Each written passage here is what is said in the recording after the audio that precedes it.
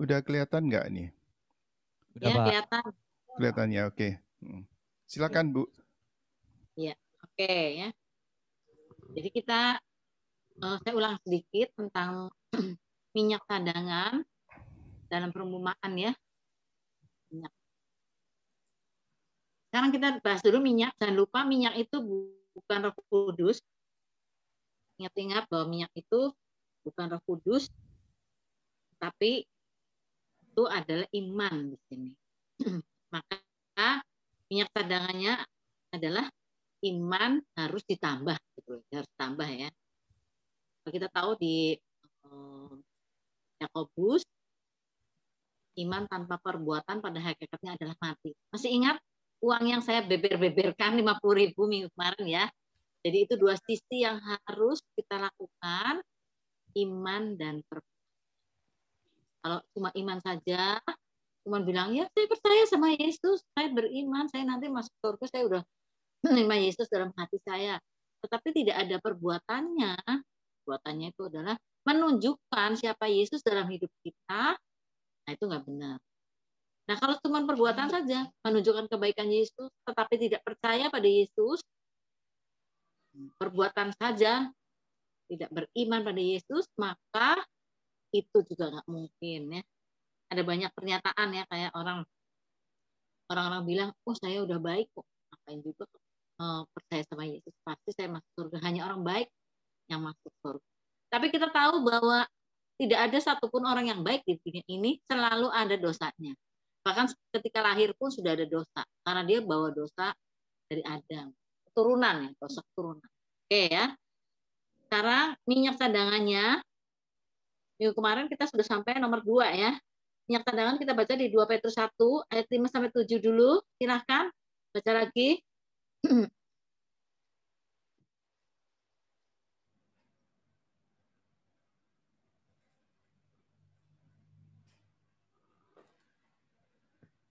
Ada yang bisa membacakan buat saya? 2 Petrus 1 ayat 5 sampai 7. 2 Petrus 1 ayat yang keberapa, Bu? 5 sampai 7. Justru karena itu kamu harus dengan sungguh-sungguh berusaha untuk menambahkan kepada imanmu kebajikan, dan kepada kebajikan pengetahuan, dan kepada pengetahuan penguasaan diri, kepada penguasaan diri ketekunan, dan kepada ketekunan kesalehan, dan kepada kesalehan kasih akan saudara-saudara, dan kepada kasih akan saudara-saudara, kasih akan semua orang. Oke ya, jadi minggu kemarin kita sudah bahas yang nomor 1, 7 hal ini yang harus ditambahkan kepada iman kita. Yang pertama itu adalah kebajikan. Kita udah bicarakan tentang kebajikan, itu kebaikan ya. Jadi tanpa kebaikan, tanpa ini nggak kelihatan ya kita ya sebagai orang Kristen ya.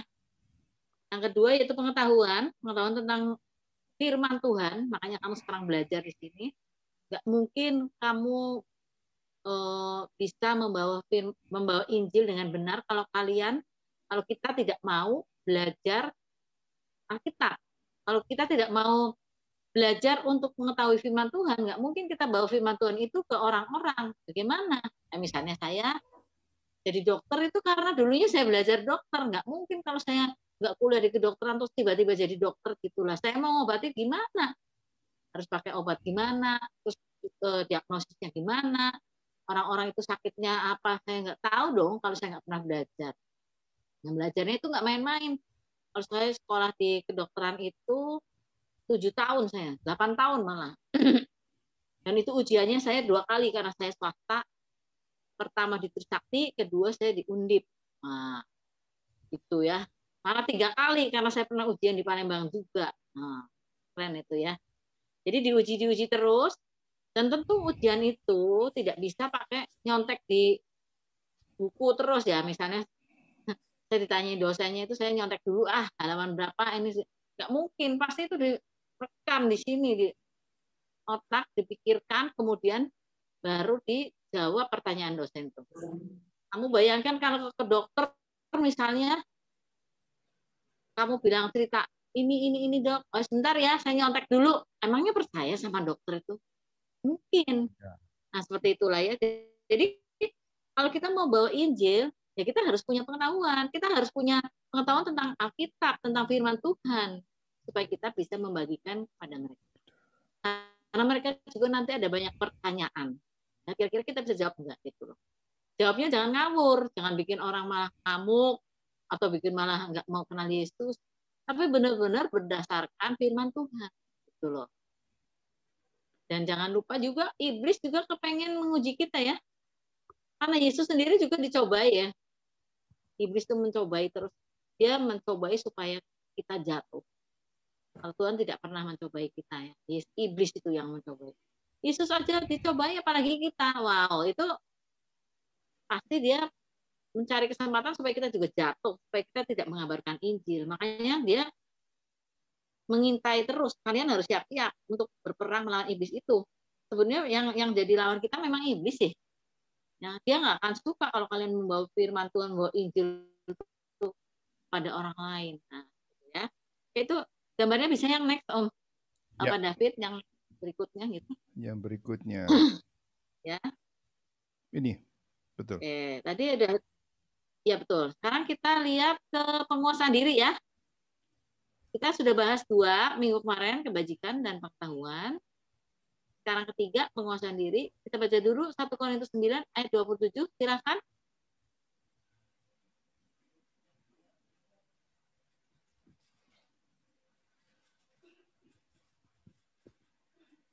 Satu Korintus pasal 9 ayat yang ke-27 ya. Ya. Tetapi aku melatih tubuhku dan menguasainya seluruhnya, supaya sesudah memberitakan Injil kepada orang lain, jangan aku sendiri ditolak. Lihat Paulus ya. Paulus itu kalau di Perjanjian Baru itu nulis berapa buku? Udah pernah ngitung belum? Belum. Berapa buku? Coba dihitung, mulai nulisnya kitab apa? Roma. Terus habis itu? Roma. Kisah para Rasul. Kok Kisah para Rasul? Roma. Kisah para Rasul siapa yang nulis? Coba kamu tahu nggak Kisah para Rasul yang nulis siapa? Lukas. Nah itu Lukas. Jadi Roma. Mana lagi yang ditulis oleh Paulus? Korintus. Terus? Galatia. 3. Terus? Efesus. 4. Terus? Filipi. 5. Kolose. 6. Terus? 1-2 Tesalonika. Tesalonika 7. Terus? 1-2 Timotius. Ya, Timotius 8. Terus? Titus 9. Filemon. Udah? Nah, itu 10 ya. Ibrani belum jelas tapi. Ibrani belum jelas. Memang ada hamba Tuhan yang dibawa Tuhan ke surga, tanya sama Tuhan ya. Kalau kitab Ibrani itu, saya pernah baca tuh hamba Tuhan ini siapa ya, saya lupa juga. Dia tanya sama Tuhan Yesus, Ibrani itu yang nulis siapa Tuhan? Paulus katanya ya. Mungkin karena gaya bahasanya seperti itu sih ya, itu Paulus ya. Tapi kita tahu ada 10 kitab. Mungkin dengan 1-2 jadi 13 kitab ya. 1-2 Korintus, 1-2 Tesalonika, 1-2 Timotius. Itu yang nulis itu Paulus dari 27 kitab di Perjanjian. Wah, itu separuh ya. Keren ya, kalau tambah Ibrani berarti 14 ya. Dan itu sudah lebih. Itu orang keren kayak gitu, dia menginjil sampai ke Spanyol loh dia. Dia berhasil loh sampai Spanyol. Menginjil luar biasa. Kalau saya berpendapat Hebrews itu atau kitab Ibrani itu adalah pesan supaya kalau suami itu yang harus melayani istri, harus bikin kopinya tiap pagi. Ada kan ayatnya kan namanya Hebrews. Nah, bukan Hebrews. Iya. Oh benar Hebrews. Hebrews. Jadi yang laki yang harus membuatkan kopi bagi yang bagi Untuk istrinya begitu. Makanya nah, aduh itu Hebrews. agape tuh udah belajar belum? Nanti yang lain harus belajar juga ya. Keren ini ya, Hebrews. Ya, keren ini. Saya juga baru dengar. Bagus. Bukan Hebrews. Aduh, ya. Nah, kita punya banyak ingatan kalau kita lagi belajar Alkitab, itu kita bisa ngambil pelajaran dari para guru-guru kita, dan sering ada ini yang bisa mengingatkan kita akan sesuatu ya. Saya sendiri juga masih suka belajar, saya suka dengerin di YouTube gitu segala macam ya dari guru-guru lain. Oke ya. Soalnya kita semua ngerti bahwa kita harus belajar terus, terutama juga yang tua-tua malahan supaya nggak pada pikun. Nah, kalau cuma kerjanya ngelamun nanti pada pikun. Saya ingat om saya itu Om Lim Kim Yang, dia itu rektor di STT Jakarta itu berapa kali dia, dan dia juga termasuk termasuk dalam pengurus di LAI ya, Lembaga Alkitab Indonesia, sampai meninggalnya nggak pikun dia, karena tiap hari dia dulu tuh ya masih baca koran, baca Alkitab, katekis silang dan seterusnya ya, luar biasa itu om itu. Dia bilang saya nggak mau pikun, nah soalnya kakak saya pada pikun. Jadi om saya yang tertua itu Om Lim Kim itu kan pikun. Terus Om Cho juga yang di Belanda juga pikun. Kemudian tante saya atau tante Anna juga pikun. Jadi takut ya yang nggak pikun mami saya karena umur 56 sudah meninggal. Gitu ya. Maka Om yang itu yang om saya yang paling kecil, dia berusaha sekali supaya nggak pikun, dia belajar terus. Nah kalian yang masih muda, ingat-ingat nih, kami yang pada udah berumur ini, kenapa nggak pikun? Karena belajar firman Tuhan terus. Nah, betul nggak Om Yonatan? Pak Yonatan, Pak David, betul nggak gitu? Oh. Nah, betul, setuju ya. Karena kami belajar terus ya firman Tuhan. Jadi firman Tuhan itu membersihkan otak kami ini supaya jadi tidak pikun. Nah, seperti itu terus belajar dan belajar terus. Oke ya. Tapi saya nggak bilang kalau yang pikun pasti nggak belajar firman Tuhan, jangan gitu ya, nggak gitu sih ya. Oke. Kita teruskan ya tentang penguasaan diri. Jadi Paulus itu keren banget. Dia itu rasul untuk orang yang bukan Yahudi. Kalau Petrus dia rasul untuk orang Yahudi, sementara Paulus itu untuk luar sana ya. Termasuk kita ini beruntung karena ada Paulus, dia menyebarkan firman di Eropa, kemudian orang Eropa membawa firman Tuhan ke Indonesia. Wah, itu keren sekali ya. Dan dia dulu itu zamannya Paulus, dia belum tahu kalau ujung dunia itu jauh banget atau ujung dunia paling deket banget ya, mungkin ya ujung dunia mana orang bulat gitu ya, ujung dunia mungkin tetangga.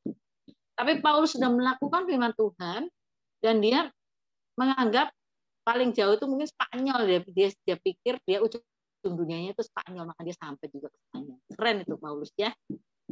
Dan bukan cuma itu, dia juga mendapatkan siksaan. Dia masuk penjara juga, dia dipecut juga, akhirnya di penjara bolak-balik itu, akhirnya dia dipenggal kepalanya. Wah, itu udah mantap ya Paulus. Ya. Dia bilang paling mantap. Nah, tapi dia menulis di 1 Korintus 9 ayat 27, aku melatih tubuhku dan menguasainya sepenuhnya. Nah, itu lihat ya. Aku melatih tubuhku dan menguasainya supaya setelah aku mengabarkan Injil, jangan aku sendiri ditolak. Nah, kita harus merenungkan ya perkataan Paulus ini. Kok bisa ya orang sehebat itu masih bilang seperti itu? Kenapa? Karena memang mengendalikan diri itu sulit. Kita ini gak usah mengendalikan diri sepenuhnya, yang mengendalikan lidah aja repot. Lidah itu loh. Benar-benar repot sekali. Dulu waktu saya habis keluar dari penjara, saya dibawa oleh Open Doors ke Eropa, mana-mana. Saya masih ingat di Perancis ya. Masih di Perancis. Orang Perancis itu yang tua-tua, yang muda-muda beda ya. Yang tua-tua itu memang nggak bisa bahasa Inggris. Nah, saya boro-boro bahasa Perancis.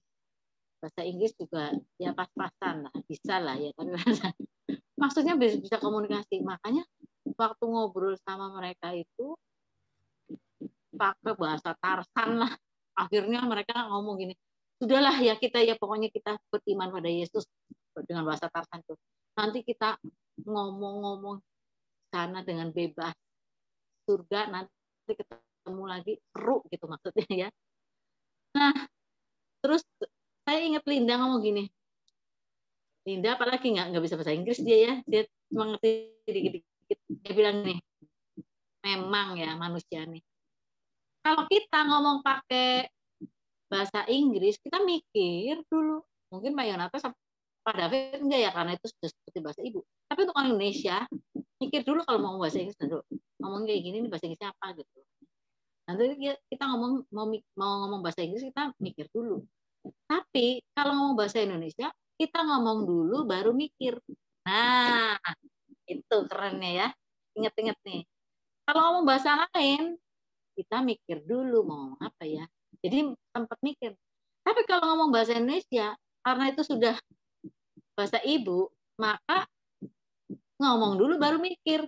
Sudah nyakitin orang dulu baru mikir. Sudah ngomong yang nggak betul baru mikir.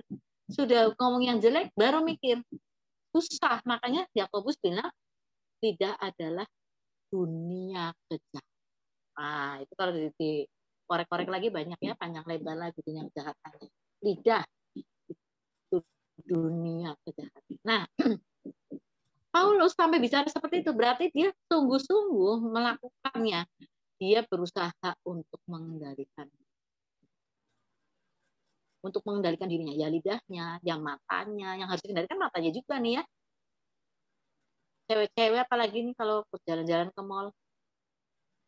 Kalau di sana banyak kan mall ya, di kan Pontianak ada juga ya, itu ada juga apa namanya? Apa teman-teman kamu tuh? Namanya tuh di dekat kamu itu apa tadi namanya apa? Nah, ada ya mall ya? Ada. Cewek-cewek senangnya ke mall. Cuci mata. Nah, cuci mata nanti dia ngeliat itu ini. Tadinya nggak mau beli apa-apa, tapi akhirnya beli gitu loh. Cewek-cewek ya. Bapak-bapak makanya nggak seneng kalau pergi ke mall tuh sama istri. Duit bisa terkuras gitu. Makanya bapak-bapak tuh kalau di mall pada mesra, gandeng-gandeng istrinya. Ya, supaya jangan pada masuk toko gitu. Istri-istri itu yang cewek-cewek ya. Kalau bapak-bapak nggak terlalu sih ya. Tapi ada juga loh lelaki yang senangnya pergi ke mall. Kalau suami saya sih senangnya cuman nganter saya ya ikut dia jalan. Tapi ada dia ikut jalan ke toko-toko tapi dia nggak beli.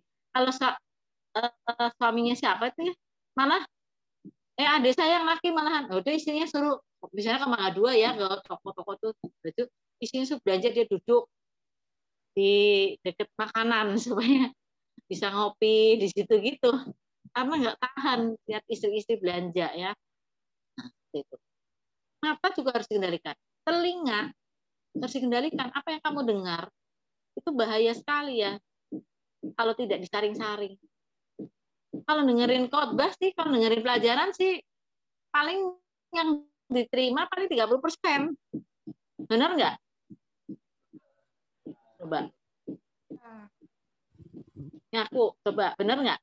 Benar. Benar ya? Nah, benar. Makanya saya berpikir, pokoknya kalau dengerin khotbah sih 30% masuk, bagus. Di tempat kami ini malahan kalau mulai khotbah ada yang langsung tidur gitu, ngantuk. Katanya denger kok khotbahnya kayak gini ya. Kalau pas kaget, pendetanya ngomong apa, nah tahu. Tapi kalau dengerin gosip, waduh, diserap 100%. Coba, kalau mendengarkan pelajaran firman Tuhan Alkitab 30%. Giliran lihat ini nih, apa namanya, gosip-gosip artis. Wah, 100%. Dengerin hoax, dengerin hoax, wah senang. Ibu-ibu apalagi, ini ibu-ibu lagi nih ya, bapak-bapak jarang sih ya. Tapi bisa juga sih bapak-bapak kayak gitu juga. Ibu-ibu tuh senangnya nganterin anak ke TK. Nanti di sana sambil ngumpi. Maka semua gosip itu bisa didengar. Dan itu 100% kedengeran. Wah. Dulu saya, waktu anak-anak masih kecil, saya males suruh ngantar anak-anak ke TK ya. Sampai anak saya yang kecil ngomong gini, Mami, kok orang lain diantar sama maminya? Kalau Dede kok yang antar Mbak terus. Jadi saya kadang-kadang ya udahlah karena saya kerja ya, saya Jumat-Jumat nganterin dia ke ini Jumatan PNS.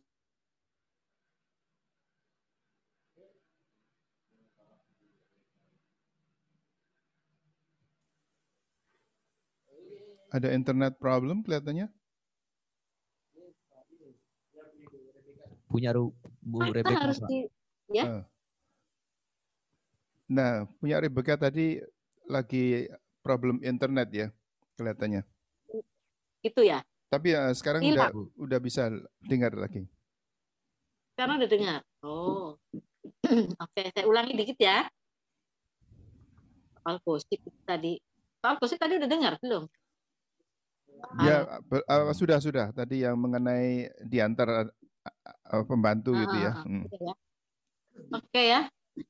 Jadi mata harus dikuasai, telinga juga harus dikuasai, lidah mana harus itu benar, lidah. Ya, kadang-kadang saya lihat orang yang bisu tuli itu, saya ngeliatin dia. Ini dari satu sisi berbahagia karena dosanya kurang, karena dia tidak bisa ngomong, jadi kan nggak bisa gosip ya. Terus nggak bisa dengar, jadi dia nggak dengar sampah gitu loh. Tapi di satu sisi memang nggak bisa dengar firman Tuhan, itu yang repot ya. Nggak bisa mengatakan firman Tuhan, itu yang repot juga. Jadi benar-benar kita harus mengendalikan diri, menguasai diri. Makanya di buah roh itu juga terakhirnya dari 9 buah roh itu belakangnya pengendalian diri. Seperti itu ya. Itu lidah, mata, telinga ya. Ini tangan kita juga harus kendalikan, kaki juga kendalikan. Kalau kakinya kita maunya berbuat dosa terus, kata firman Tuhan kata Yesus dipotong aja. Tangan kita juga kalau nggak bisa dikendalikan dipotong aja nih. Tangan suka mencuri dan seterusnya. Nggak bisa lihat barangnya orang lain langsung dicuri. Nah itu harus dipotong aja. Itu penguasaan diri yang luar biasa. Setelah itu misalnya penguasaan diri itu juga misalnya kita lagi berjuang dari muda, misalnya kita kerja lama-lama makin kaya. Setelah kaya nggak bisa mengendalikan diri karena merasa punya duit, jadi dia bisa kemana-mana memuaskan hawa nafsu karena merasa duitnya banyak. Wah, ini hasil keringat saya ya. Tuh ya. Orang Cina sih nggak gitu sih, biasanya makin kaya makin pelit malahan. Aneh itu orang Cina itu ya. Karena dia takut miskin lagi kali ya. Orang Cina itu makin pelit. Saya juga punya teman, bukan temannya, ada orang di sini juga kaya sekali tapi pelitnya ampun, makan buat sendiri juga misalnya tempe dari kemarin sekarang dipanasin lagi. Misalnya ya, makan bajunya juga orang kaya tapi bajunya jelek banget, nggak inilah, nggak sesuai dengan hartanya lah ibaratnya ya. Naiknya sepeda tua, pakainya daster melulu, mana-mana, kumuh, aduh sayang banget ya. Tapi ada juga yang menghambur-hamburkan, tidak bisa menguasai diri, menghambur-hamburkan, sudah kaya dan dia sudah lupa, kayak istilah kita peribahasa seperti kacang lupa kulitnya. Ah itu ya. Itu namanya penguasaan diri. Jadi kita harus, coba kita lihat di Amsal Sulaiman 25 ayat 28, bacalah.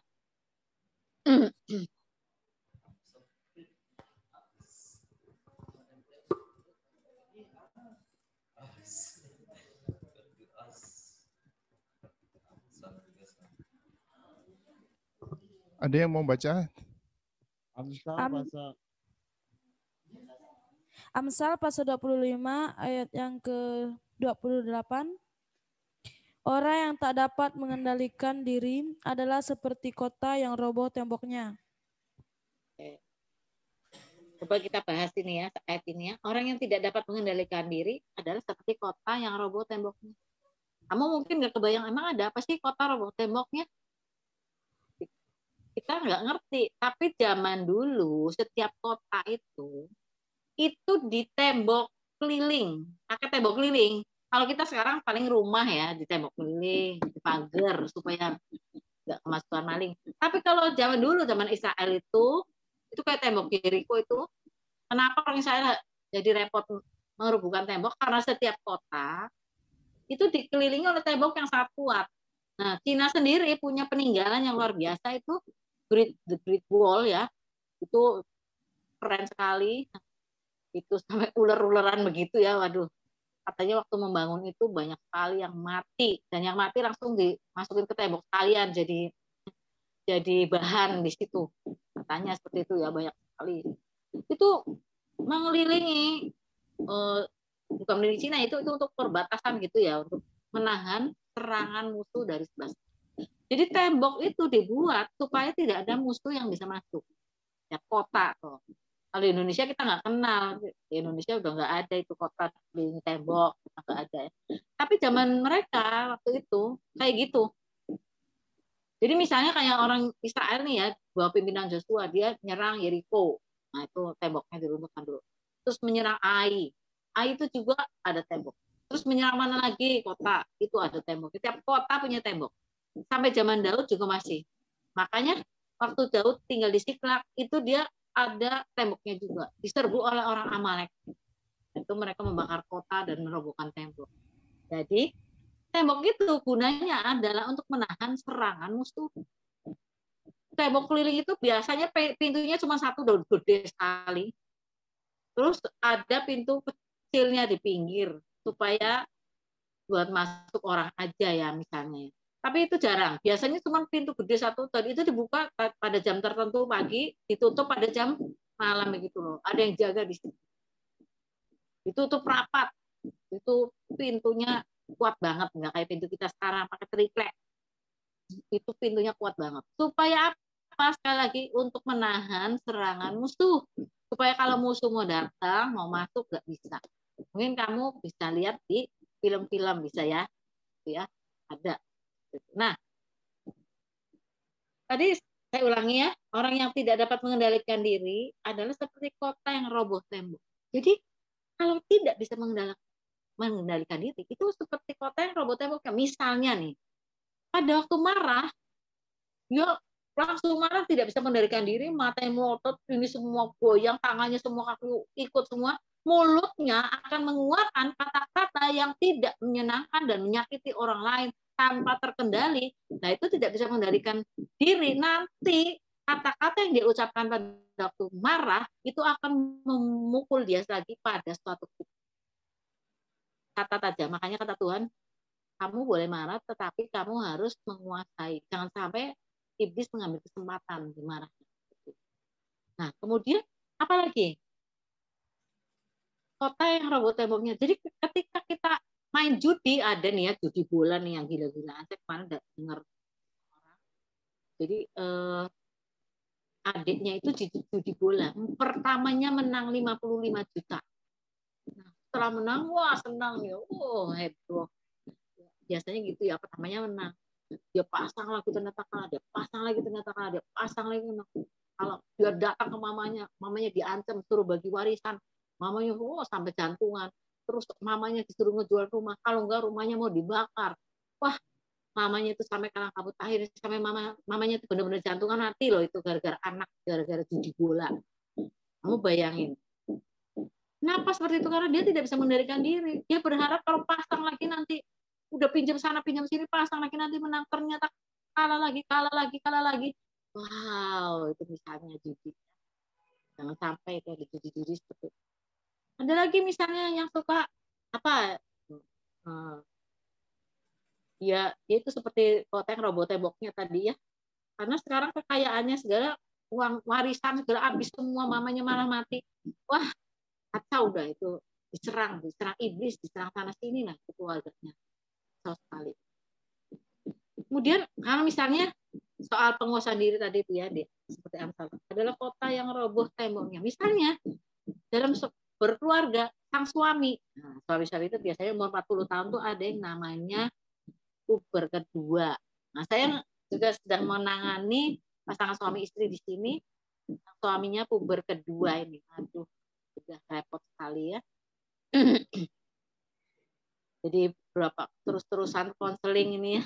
Suaminya langsung kebawa sama seorang perempuan, udah nikah siri dan seterusnya. Kenapa dia gitu? Saya tanya, loh kamu kenapa kayak gitu? Soalnya istri saya kalau diajak berhubungan nggak mau. Alasannya capek. Nah, istri-istri itu banyak alasannya capek juga. Terus dia ngomong, kamu sana kalau memang mau kayak gitu, udah aja sama perempuan lain aja gitu.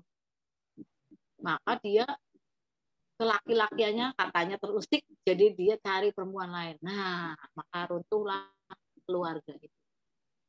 Tembok yang dibuat oleh satu keluarga ini yang tadinya dengan janji di depan Tuhan, depan jemaat, akan mengasihi sampai maut memisahkan, akan berada di sisi pasangannya, baik sakit, baik sehat, baik miskin, baik kaya, baik keadaan baik maupun keadaan tidak baik, itu runtuh, maka keluarganya runtuh. Jadi benar ya, kalau tidak bisa menguasai diri, itu seperti kota yang temboknya runtuh. Sayang banget ya. Nah, ini udah tahu nanti ini kalian punya ya, ini nanti tinggal catatannya pinggir-pinggir ya, kalian catat sendiri-sendiri aja ya. Kemudian kita lihat sekarang ketekunan. Nah, gimana sih namanya ketekunan nomor 4 nih? Ketekunan itu adalah satu proses. Ketekunan. Nah, saya tahu ya. Kalian tahu itu enggak? Perempuan-perempuan tuh suka bikin, kalau zaman sekarang mungkin enggak ya, hulaman atau yang namanya krestek gitu ya, apa ya? Yang jahitannya tuh kali gitu loh. Terus dibuatnya satu-satu, ini krestek ya. Saya dulu suka bikin. Kalau baru bikin 1, 2 gitu, jelek lah, nggak tahu lah. Tapi itu dengan ketekunan, satu kain itu bisa memunculkan lukisan yang cantik sekali. Misalnya lukisan bunga. Tapi ini dibikinnya satu-satu loh. Kali-kali ya. Lukisan kalau udah jadi itu bagus banget. Kalau belum jadi, waduh, nggak kelihatan apa-apa, jelek lah. Itu kali-kali aja. Nah, itu nanti bunganya ya. Atau kalau gambar wajah Yesus ada bagus. Atau gambar apa misalnya ya, pemandangan tuh cantik kalau sudah jadi. Kalau belum jadi, wow. Tapi itu jadinya jangan diharap cuma sehari, nggak mungkin. Itu bisa paling, kalau yang lukisannya kecil ya, untuk plastik kayak gitu ya, saya dulu bikin. Itu kalau kecil untuk baju di sini ya, itu bisa seminggu loh. Ini bikinnya. Nah, kalau lukisan kayak lukisan tuh misalnya segini aja ya, segini aja. Itu bisa sebulan, 2 bulan, 3 bulan. Bisa juga sampai, kalau yang besar bisa setahun gitu ya. Nah, kalau misalnya nggak tekun, itu kan benangnya harus cari ya. Ini benangnya nih, lihat gambar. Makanya juga ngeliatin gambarnya. Terus gue gambar, dihitung. Itu kali-kalinya ya. Oh, ini 10 kanan, warnanya coklat. 1, 2, 3, 10 coklat. Nah, udah ngitung bawahnya lagi coklat berapa. Oh, ternyata itu ke sana. Sudah gitu. Loh, kok aneh nih gambarnya. Wah, ngitungnya salah. Apa namanya? Didedel, kalau ngomongnya orang Jawa itu apa namanya? Dirombak ya. Siapa sih namanya tuh? Dirombak lagi supaya sesuai hitungannya, supaya bisa bagus. Wah, itu perlu ketekunan yang luar biasa. Saya dulu kalau sudah guru saya tuh SMP, Lohan bikin kristik buat pameran, aduh kata saya, wow ini mah perjuangan ini. Maka saya sampai malam saya ngejahit matanya sampai, apalagi guru saya bilang seminggu Lohan, walah Bu seminggu, aduh bikin taplak misalnya sepojokan, pojokannya ada 4. Mami saya bantuin, saya masih ingat tuh ya. Karena itu perjuangan banget, harus tekunan, ngitungnya jangan salah, warnanya jangan salah, matanya tuh harus tetap ini apa namanya, harus benar-benar tajam ya untuk itu. Tekunan duduk terus. Mungkin kalau saya sekarang nggak terlalu sanggup kalau sesuatu kayak gitu ya, udah matanya sambungan lagi ya, dan banyak kesibukan. Wah, itu satu ketekunan yang luar biasa. Itu namanya ketekunannya. Ketekunan itu mengharapkan hasil yang bagus. Dan itu suatu proses. Kita lihat ya, hanya satu proses. Kita harus tekun. Coba kita baca di Lukas 24 ayat 19. Ayo, silakan.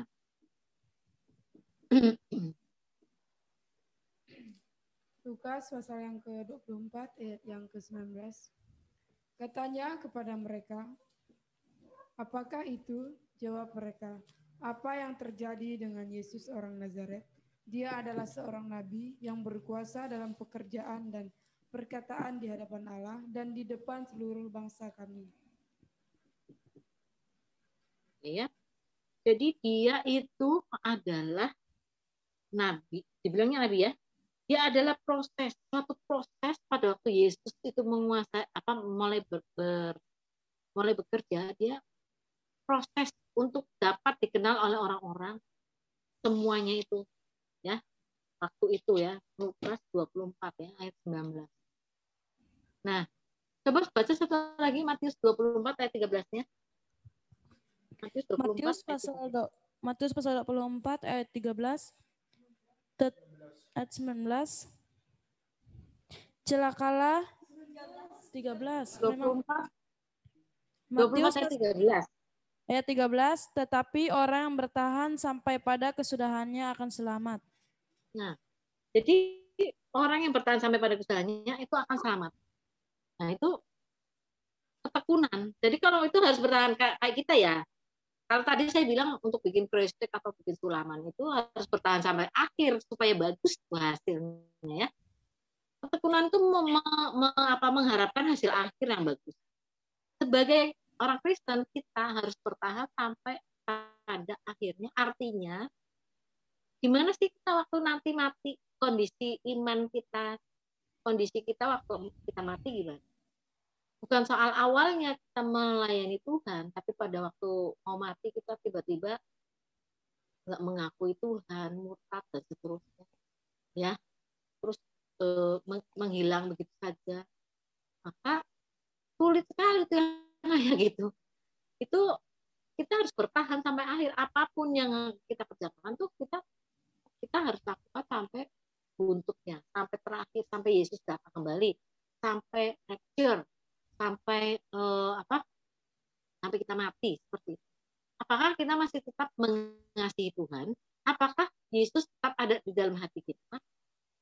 Apakah rohnya itu tetap berkobar dalam hati kita? Atau kita biarkan roh itu padam? Nah, itu lain lagi, itu namanya ketekunan ya. Kita harus terus mengobarkan apa yang ada dalam hati kita saat ini. Kalau kita bilang Yesus ada dalam kita, maka Yesus harusnya mendapat tempat yang sesuai ya buat dia ya, sebagai Tuhan yang luar biasa. Kalau dalam hati kita tuh banyak ruang-ruang, maka jangan kasih Yesus satu ruang saja. Seluruh ruang harus diberikan pada Yesus. Gitu. Maka dia akan mengasihi kita dan akan memberi pertolongan pada kita terus-menerus sampai kita mati. Itu ketekunan ya, terus-menerus ya. Kalaupun kita ada bosennya ya, saya tahu kok kita perlu istirahat. Saya kan udah cerita kalau sama pengerja, kadang-kadang saya bawa jalan-jalan ya, saya bawa nonton gitu. Udah jangan ngomong-ngomong pelayanan. Tapi pulang ya melayani lagi. Terus itu hanya refreshing aja, kita jalan-jalan ke laut misalnya ya, atau jalan-jalan ke Ancol ya, Ancol tuh masuk ke Dufan misalnya main. Lagi main jangan mikirin firman Tuhan lagi sudah. Jangan ngomong-ngomongin, kita fresh dulu, main aja di Dufan ya. Itu main saya berapa kali tuh ngajak pengerja juga ke situ. Karena pengerjanya udah pada punya anak, saya ajak ke gelanggang samudra, lihat itu lumba-lumba, fresh, lihat binatang-binatang lucu-lucu gitu ya, lihat udah nil mangap, nah makan pisang satu rip, satu gitu, satu rip, satu bahasa Indonesia apa tuh, satu sisir, langsung masuk ke mulut, masuk ya misalnya ya. Itu menyenangkan ya, melihat atraksi lumba-lumba juga senang gitu, itu refreshing. Tapi setelah itu ya harus terus, karena kita tuh harus tekun. Nah, ketekunan itu penting katanya. Tapi orang yang bertahan sampai pada kesudahannya akan selamat. Kalau kita baca atasnya ayat 9, pada waktu itu kamu akan diserahkan supaya disiksa. Waktu disiksa harus tetap tekun, beriman pada Yesus. Kamu akan dibunuh, sampai dibunuh pun pada waktu mau dibunuh kamu tetap bertahan. Kamu tahu lagu ini enggak? Kalau bahasa Inggrisnya I have decided to follow Jesus ya. Oh. Bahasa Indonesia apa? Apa nama bahasa Indonesia Om? Ku iring Yesus, mengiring Yesus, keputus aku, mengiring Yesus keputusanku. Nah, Iya. mengiring Yesus keputusanku, ya itu ya. Nah itu Ya. lagu itu sebenarnya, kamu tahu nggak ceritanya lagu itu? Jadi ceritanya ada satu keluarga di India, kalau nggak salah ya India ya. Ya, Itu sudah tahu ya, sudah dengar ceritanya? Belum? tahu Bu. Tahu, Jadi Bu.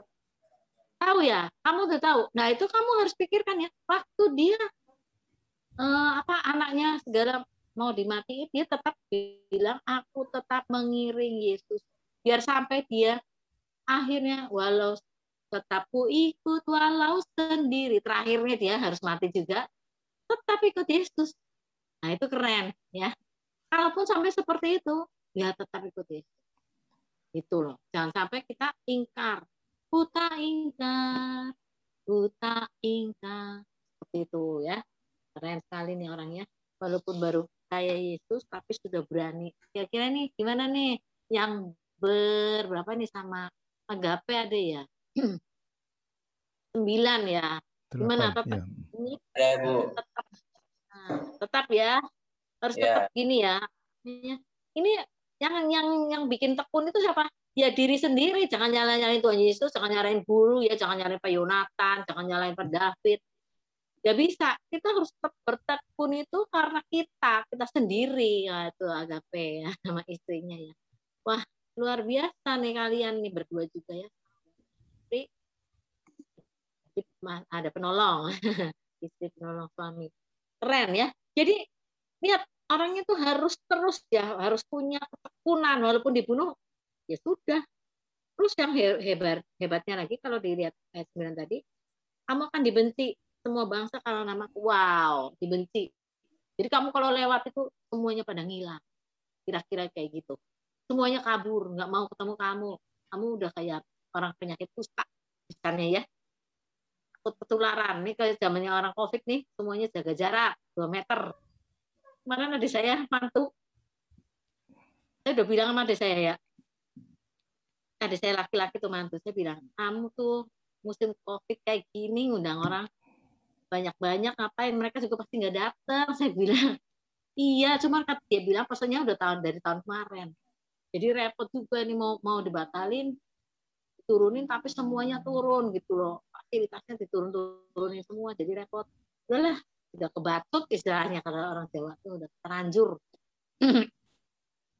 Pesta. Jadi undangannya 300, mestinya 600 paling dikit orangnya ya. Jadi yang datang tuh kira-kira 200-an. Maka makanannya banyak ya, lebih-lebih bungkus-bungkus bawa pulang. Kenapa? Takut ketularan. Apalagi kalau misalnya saya bilang, saya sakit COVID loh, saya datang tapi wow itu semua orang pasti udah kabur semuanya. Baru COVID itu, belum kusta. Nah, firman Tuhan bilang, banyak orang akan membenci. Kamu akan dibenci semua bangsa oleh namaku. Gara-gara kita itu Kristen, gara-gara kita itu menyandang nama Yesus, kita dibenci sama orang. Nah, itu gimana ya? Nggak punya temen tuh rasanya gimana sih? Sedih banget ya. Saya suka bayangin Yohanes Pembaptis tuh ya. Sendirian hebat ya di padang belantara, nggak ada temennya. Orang saya kemarin sakit juga. Sambil nyapu saya berpikir ini kok sepi ya. Kok enak yang di surga ya. Benar, saya sampai gitu, aduh teman-teman saya kok nggak ada ya, semua ada di surga. Sampai saya berpikir gitu. Itu Yohanes Pembaptis keren banget sih. Di padang belantara sendirinya. Aduh, temennya belalang, sama jangkrik, sama apa lagi. Ah, keren itu ya. Kita semua pengennya berteman, pengennya ya. Tapi ya apa boleh buat kalau temannya pada mati ya. Nah, kalau mati ya udah ya, kalau dibenci sama orang, wow, itu keren banget ya. Sedih dah. Kemudian ayat 10, dan banyak orang akan murtad. Nah, kamu termasuk gak? Makanya dibilang-bilang jangan murtad, kamu harus bertahan sampai terakhir. Mau apapun juga, mau sampai mati, mau dipancung, yang penting masuk surga, itu loh. Mau gimana juga. Mau diapain juga itu bumi itu, ini apa, tubuh ini cuma kayak gini aja kok. nggak akan apa gimana kok, nanti Tuhan akan memberikan tubuh yang baru kalau kita ikut Tuhan Yesus. Nah, kemudian ada lagi, dan mereka akan saling menyerahkan dan saling membenci. Waduh, ada yang menyerahkan, ada saling membenci. Antar orang Kristen tuh saling menyerahkan dan saling membenci. Tapi firman Tuhan bilang, tetapi orang yang bertahan sampai kesudahannya sama. Bayangin kamu kalau yang menyerahkan kamu adalah orang Kristen juga, sakitnya itu di sini, di sana, di mana-mana. Benar-benar, ya. Saya sendiri sebetulnya diserahkan sama orang Kristen loh. Itu penjara berapa 16 tahun yang lalu itu. Ya, saya harus mengampuni orang itu ya. Saya tahu orangnya, saya harus ampuni. Nah, orang yang bertahan sampai pada usahanya akan selamat. Dibilang ayat 11, banyak nabi palsu akan muncul dan menyesatkan banyak orang. Makanya disuruh belajar Alkitab. Yang nomor 2 tadi pengetahuan, harus tahu Alkitab supaya tidak disesat. Karena banyak penyesatan zaman sekarang ini, banyak nabi palsu muncul dan banyak penyesatan. Bayangin kamu, firman Tuhan di Amsal itu 3 kali loh ngomong, ada jalan yang disangka lurus, ternyata ujungnya menuju maut. Bayangin kamu sudah melayani Tuhan, kamu sudah belajar di sekolah Alkitab, belajar di sini untuk masuk ke daerah, ternyata jalan yang kamu tempuh itu disesatkan, percaya pada penyesat, maka jalan yang dikira lurus ujungnya menuju maut. Aduh, sakit sekali ya, sedih tuh ya.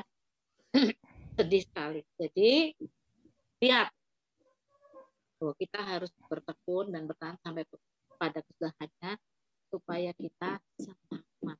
Seperti itu ya. Bertekun itu tidak cuma sehari 2 hari, itu merupakan satu proses panjang seumur hidup. Seumur hidup. Nah, seperti itu ya. Seumur hidup. Nah, saya kemarin diminta sama adik saya mertuanya lagi sakit parah. Memang udah tua, 80 gitu. Udah nggak mau makan. Sedang sakit seperti itu. Kata adik saya, tahun 2015 sudah dibaptis. Tapi belakangan ini karena sakit dan seterusnya nggak bisa ke gereja. Karena di rumah itu yang Kristen cuman dia, adiknya suami adik saya itu Buddha. Jadi nggak ada yang nganter ke gereja dan seterusnya, apalagi sakit siapa yang doain gitu ya. Jadi adik saya nyuruh minta tolong saya berdoa. Tadinya saya bilang kamu aja doain sendiri, masa ngedoain aja nggak bisa.